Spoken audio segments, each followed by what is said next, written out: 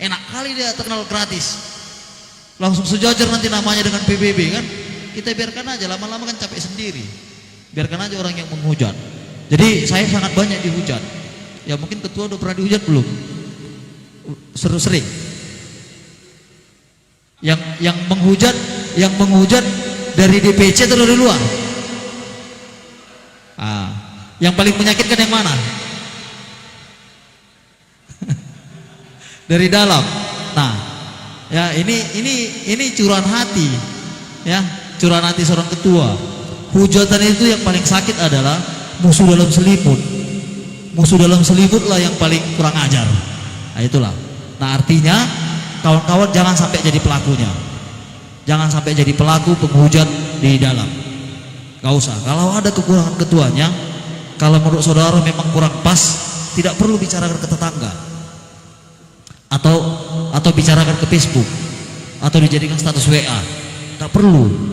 Kenapa? Itu adalah kebodohan kita. Begitu ada permasalahan ketua, makanya kalau saya suka lihat statusnya orang, tertawa saya. Kenapa? Karena dia memberitahukan kebodohannya. Sering orang itu bikin statusnya kan. Coba apalah tujuannya? Misalnya bikin status, jangan mentang-mentang kau sudah nomor 1 di Tangsel ini, kau pikir udah hebat kali kau. Nah gitulah. Harapan yang membuat status biar dibaca ketua DPC. Rupanya ketua DPC nggak baca, nggak ada gunanya kan? Gitu. Jadi kita bijaklah dan jangan pernah mau terpancing, terprovokasi dengan komen-komen orang di medsos. Biarkan sajalah, anggap aja anjing menggonggong kafilah berlalu. Jadi yang bikin kata-kata itu memang luar biasa. Jadi saya bikin itu. Mau siapa pun menghujat saya, udahlah terserah kalian lah. Kenapa? Saya tidak mau rusak pikiran dan hati saya karena orang lain. Karena hati, pikiran saya yang menjaga adalah saya sendiri. Jadi sama nih kawan-kawan nih. Mereka sering komplain, tahu saya. Ini ngomong-ngomong ke sebelah, tahu saya. Ini ngomong-ngomong ke sebelah, tahu saya. Ya saya kan, ya namanya manusia. Ya kan? Hanya manusia yang mengomongin orang ke sebelah-sebelahnya. Tetapi ya kita sebagai manusia ya kalau boleh jadi manusia yang baik lah.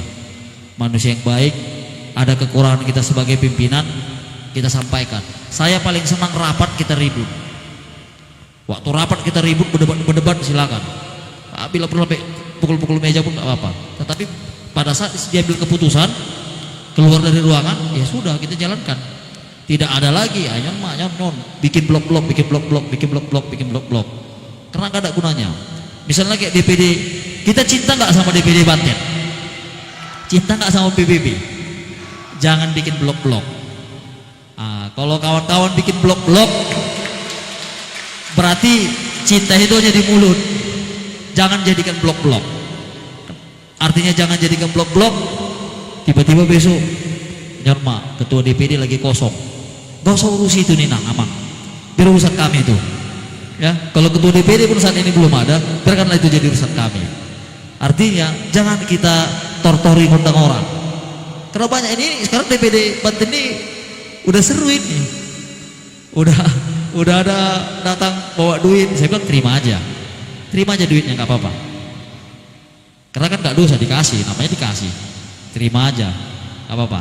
Tapi jangan duit itu jadikan harga diri Anda dibeli.